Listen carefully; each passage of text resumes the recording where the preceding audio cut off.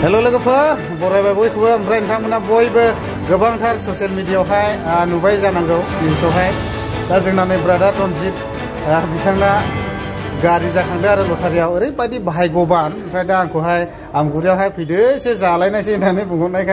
लिंहरनायखाय दा आङो फैबाय ओमफ्राय लोगोसे दं नै बाजै ओमफ्राय गोसोआव माबायदि मोनखो गारि जाखांनानै बिराद मोजां मोनदों गोसोआव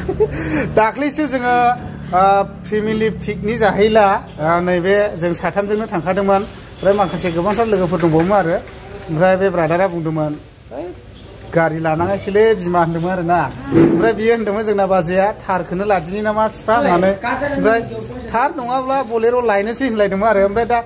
बिथांना डाइरेक्ट एडभान्सलि मा जाखांखो लटारियावसो जाखांग्रोबाय आरोखि ना ओमफ्राय दा बिराद भाग्यबान गोजोननाय मोनबाय जोंबो समाव बेरायखायो 24 घन्टा थालायबाय थाग्राखा ना मा बुङो दा गारियानो जाखांबाय ओमफ्राय दिनैहाय जासिलाबायनो लिंहरनायखाय फैदों आरो दा बिदिनो लोगोफोर नायलांबाय थादो दा लोगोफोर जोंना नै बाजैयाबो बायदिसिना लांफैबाय आरो ना गारि जाखांनायनि ने पार्टि जाहोनो आच्छा ओमफ्राय मा लाखो अयथासार दहाय जि खायदा हरखांबाय आङो फन खालामनानै आसोलानो मा सानखांना लाखिया नोंलाय एकदम गोसोखौ फ्रि टेनसन फ्रि खालामनानै लादोंमोन आं बोरैबा एकदम गोजौनि दारि गोलावा थां जाहोबाय आंनि खाफालाव थारमाने लटारि गांसे लायामोन गांनैल' लाखादोंमोन गांसेयाव 100 खरि गांनै लादोंमोन गांसेया जाबाय गांसेयाव जायासै बेनो आरो बिराद लाखि गारिया मा गारि खिथाहरदो एसे टाटा पान्च टाटा कम्पानिनि गोदान बायला बेसेबांसो लागोन इयो बायला बिदिनो 12-13 लाखसो थाङो टप मडेला टप मडेल ने आच्छा ओमफ्राय दा ओरैबायदि खुसि ने जोबथा खुसि आरोथ' जों दाखालि सानैजों थाबायबायनाय समावहाय बुक मोननै होलांबावदों बेयावबोथ' नांगोन इयो बोरैबाला नांखागोन सन्देह दंखायो बेयावबो नांखागोन दा गोजोननाय थाबाय आरोखि नोंबाजों जाजों फैदों गामियावहाय फुरा गामिनि मानसिफोर दङ पार्टि जानो थाखाय रेडि जानानै दं आंनि न'आव फुरा न' बुंजासे दंफैयो बेखायनो जों बाजार खालामनो फैदों आरो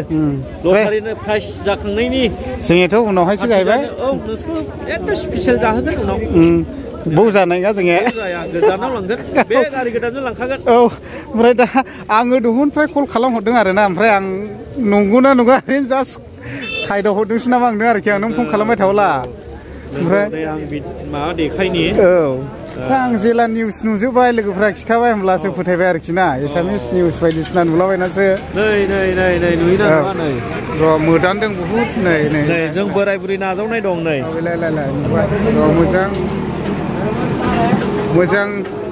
मोजां ब्लार जादों आरो एसे दा नै नायदो बेबायदि आरोखि ना बे गारियानो ओमफ्राय औ बेनो दा लाखि दं जाहैबाय नोङो ने बे 2024आ 2024आव फुरा लाखि आंनिया 2023आवलाय लाखि दंगौना गैयामोन 2023आवबो लाखियोमोन बिजनेसाव फुरा मोजांमोन दाथ' बहुद खामानि मावदों नोंसिनो ओमफ्राय दा ओरैहाय बायदिसिना लागासिनो आरोना ओमफ्राय आंखौबो इमिडियेटलि बिथाङा फैदो होननानै लिंहरबाय थानाय हिसाबै आंबो फैबाय आरोखि बाजारावहाय आमगुरि बाजारावहाय दा गाव मा जाहैयो दाग्रा हिसाबै जोंथ' जाबाय थाखायो 24 घन्टा सानैजों थाबाय थाखायो जों बांसिन फ्राय नोंनोबो एखेबा आंगायजासे उदै बुंजासे जाहोलांनोसै आं दिनै बैयाव रेस्टुरेन्टआव थुदो रेस्टुरेन्टआव ओमफ्राय आं दहाय ओरैबायदि खायदा हरबाय आङो बाजैखौ फन खालामनानैहाय ओमफ्राय टमेट'बो लासिगोन ने दा टमेट'बो लासिगोन आरोखि बे आमगुरि बाजारावहाय आरोखि दा बिराद भाग्यबान मानो होनना बुङोब्ला लटारि गांनैल' लानायावनो जाखांबाय ने दाख्लैसो थारबायनो होनदोंमोनलाय नोङो ओमफ्राय गारियानोसो जाखांग्रोबाय नै ओमफ्राय भाग्यआ थाला नुबाय दा ने जों दाखालि पार्टि जानानै फैनाया बावखाखै दा सप्तासेल' जादों जों बे बाजैमोनजों पार्टि जानानै फैनायानो दाख्लैहाय महायमोनलाय माबा निज्लागुरि ओमफ्राय दा बेयाव जानानै फैनायावसो लामायाव होनदोंमोन बाजैया जोंनाबो गारि लानांसिगोनहाय बोराय मा लागोन होननानै बुंलायथिदोंमोन आरो थारखौनो लानोसै नामा होनदोंमोन ओमफ्राय है थारखौसो लानो दाखालिसो गारि लानो होननाया थार लानो होननाया नै दानि गारियासो जाखांग्रोबाय नेक्स्ट मासाव जेरैखिजाबो आं लाखासिगौमोन आरोना दा भाग्य मोजां आं बायनो गबाय माने गोजौनिनो इसोरानो माने आंनाव खाफाल खुलिना होबाय आरो ओरैनो नों टारगेटना मा गारि लागौमोन टारगेटना आङो बलेर' नङाबा थारमोन आरो मोननैनि गेजेराव मोनसे दा जोंनाथ' नैबे बाजैया थारसो लानो थिनखादोंमोन दा गारियानो जाखांग्रोबाय आरोखि हेभि नुयोना ब्रादार बिथरायनिखौ हेभिल' नुखादों ना दागाल ओमफ्राय दा फुरा गारियासो सौग्रावग्रोबाय आरोखि नै माथो खालामावनो जाबाय बरिया दा बेबायदि आरोखि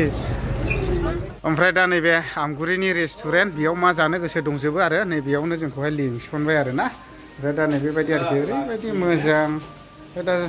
मा बानायखो आरो नैबेयावहाय नै फुरा एवदों जादों बायदिसिना मा मोनजायो भागि एसे खोन्थाहरदो दे मोनजानायाथ' गासिबो चाइनिस इन्डियान मोनजायो जाहैबाय औ